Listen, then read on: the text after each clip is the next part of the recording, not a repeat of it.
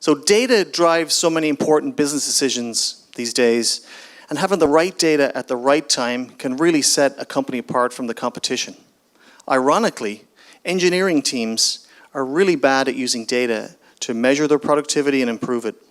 Our next founder is working to solve that problem. Let's see how they stack up. Please join me in welcoming Hirsch to the stage.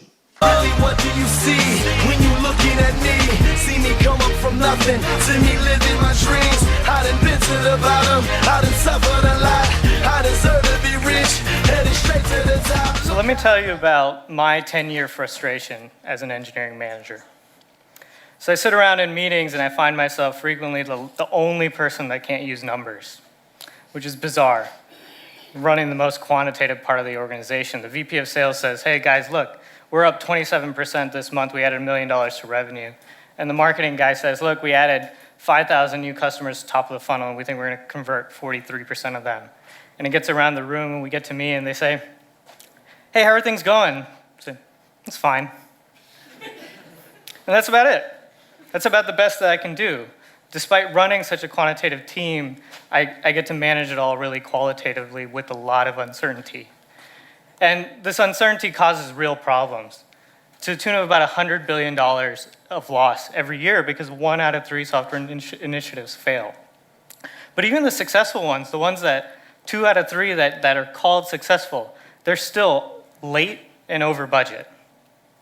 And the problem is that this life cycle that we develop software in, it's actually pretty complex. And it doesn't matter if you do this in 2 weeks in a sprint, or you do it over 2 years in the slowest waterfall team ever.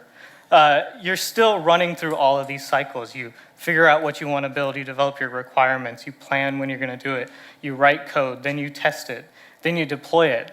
But you could have a failure in any phase, and that failure may not materialize until much later. And the tools that we use to manage these, they really just interact with one slice. And they give you data about one slice. So as a manager, what we do is we make decisions using incomplete data. And when we make these decisions using incomplete data, these consistently lead to project failure. So with AllStacks, well, we do something quite simple. We just pull all this data together into one place. And we apply a little bit of machine learning, and we give you the right information that you need at the right time. So we take Mr. Engineering Manager and we walk him over to the problem and we say, hey, spend some time here. We promise you it'll be impactful. And so AllStacks becomes this really curated business intelligence tool that takes no time to set up. And it takes no effort from your developers because if you ask them to do things, they're not going to do it. And it builds all this data automatically so that your engineering managers can spend their time solving problems rather than looking for these problems. We're running in a pretty big market with AllStacks. There are 3.3 million engineering and software industry engineering project managers in the US. And we're targeting a really aggressive penetration price at $1,200 a year per seat. And that just by itself results in a $4 billion market. But of that $4 billion, we're focusing on the $800 million mid-market. This is the 100 employee to 1,000 employee company. They're more nimble, they're more cloud forward, but they still have that level of middle management where things just get really messy. And that's where we're focusing.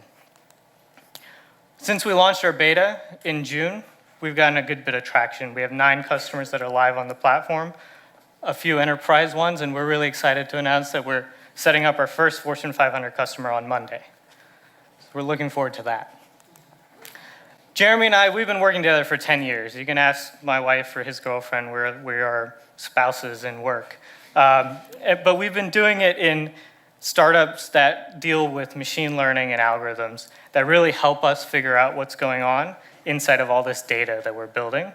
And we've been running product and engineering teams through those 10 years.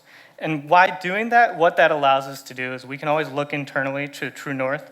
And we don't know exactly what's the right decision. We can look at our own experiences and say, you know what, this was what would have helped me when I was running these teams. Tom Colopy is our really excellent advisor. And not only is he a successful startup CEO a couple times over, but he was our prototypical customer when he was running tech teams at IBM and Qualcomm. So we're raising $500,000 that's going to help us scale up AllStacks, finish these enterprise pilots, and really get moving. And so if you're a B2B enterprise investor and you're looking to really make some money and build some data, please come find me at the cocktail hour. Or if you're a software engineering manager that wants to improve some processes, again, I'll have my name tag on. I'll be at the cocktail hour. My name is Hirsch Tabadia. I'm the co-founder and CEO of AllStacks. Thanks for your time.